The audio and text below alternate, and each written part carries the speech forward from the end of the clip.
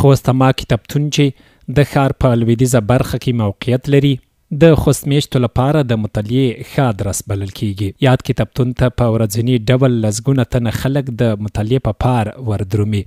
د عامه کتابتون عمومي مدیر لمر ثاقب په خبره په یاد کتابتون کې د بیلابیلو ژبو زرګونه ټوکه کتابونه شتون لري چې په ورځني ډول ورته لسګونه د کتاب شیقین ورځي. دلته خوست عامه کتابتون کې تقریبا د مجلو په شمول 1,000 کتابونه دلته شتون لري او دغه کې د مختلفو برخې کتابونه دي، هغه طبي برخې کتابونه به دغه شتون لري، اجتماعي علوم دي، ادبي برخې، دینی برخې او د مختلفو برخو کتابونه دلته شتون لري.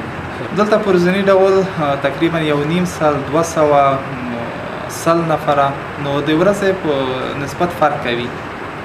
بلخوا د کتاب خوښونکي د خوست عامه کتابتون ته راغلي ځوانان فرهاد شپون او احسان الله احساس وایي چې په ډېرې ارامه فضا کې د خپلې خوښې کتاب لولي او زیاتوي چې کتابتون ته په راتګ له کومې ستونزې سره مخ نه دي او هیله کوي چې نور ځوانان هم د خپلې پوهې د لوړتیا په خاطر راشي.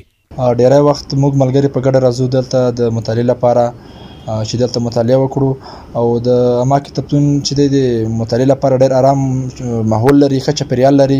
نو دلته په راتګ کې هېڅ نوع ممنوعیت نشته او دلته نور ملګري هم راځي په ازادانه ډول راتلی شي.